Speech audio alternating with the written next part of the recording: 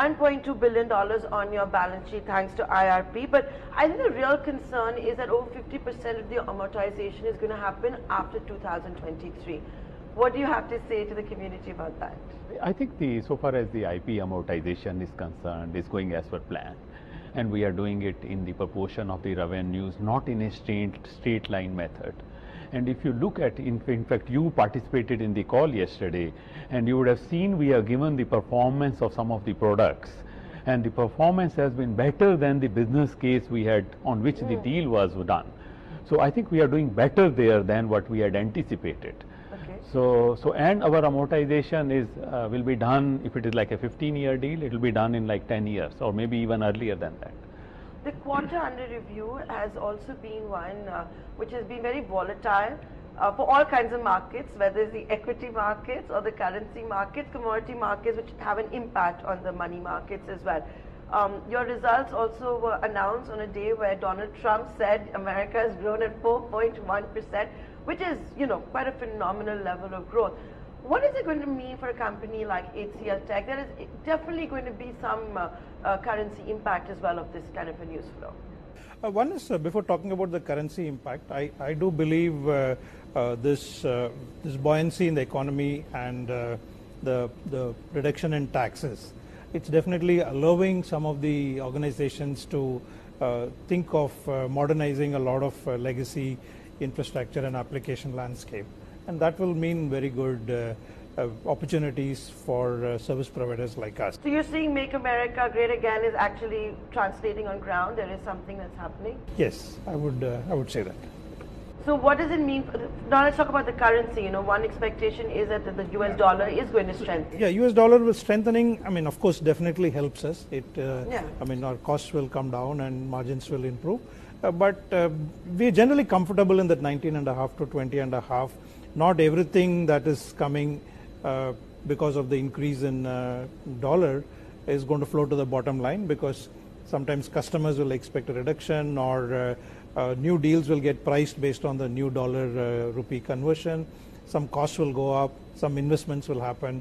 So I don't expect that to flow down to the bottom line. We will remain within our broadly within our guided range. That's the direction. And the policy will stay? You will reinvest all the gains from the currency movement? That's correct.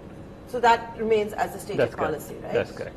What about what we hear about, all of you are now hiring a lot more in America.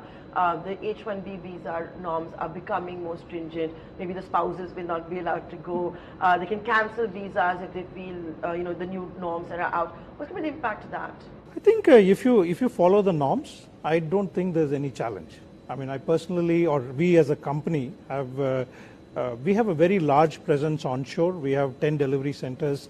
We started investing in US delivery centers almost 10 years back, right? And today we have over 14,000 people onshore, and of that 63% are locals. So our localization ratio is the highest in the industry.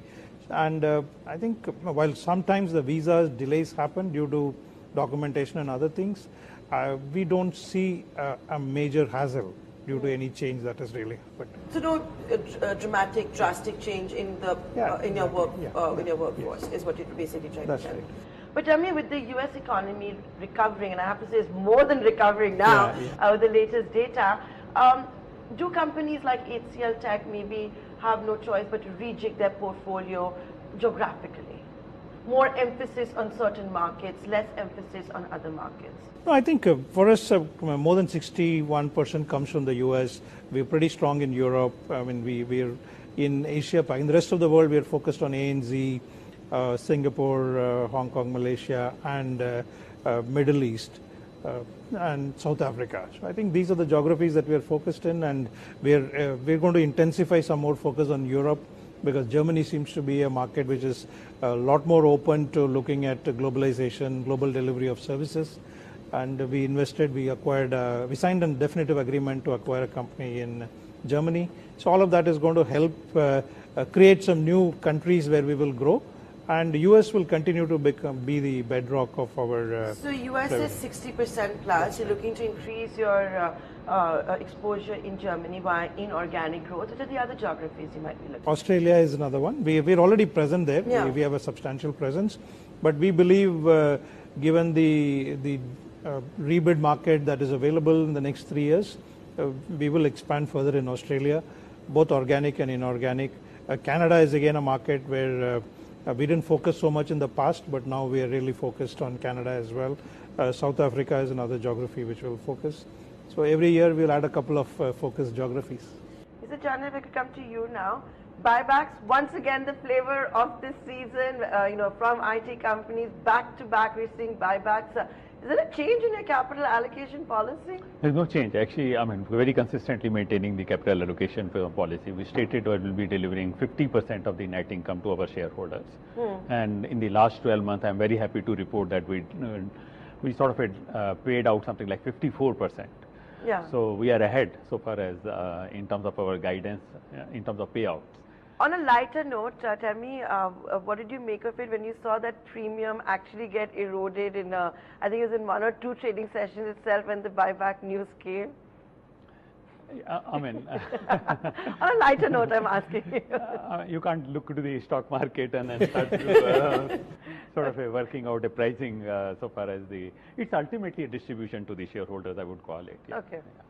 Let's end the interview on a very positive note. It is a feat for HCL Tech. I'm sure you're all very proud of yourselves. You're India's 3rd largest IT company. Yes, it's for a quarter, but I think for the year, it's suffice to say you will close. You're only $100 million short of Wipro. How big a moment is this for HCL Tech? Actually, it's business as usual. For us, we have a good strategy and we are executing to it. The strategy is continuing to deliver results. So I would say it's business as usual. We have a lot more to do, and you have plans to close the gap with number 2 and number 3 after that? Hope for the best. Yeah. Okay, with that, gentlemen, I'd like to thank you both for joining us and being so candid. Thank you.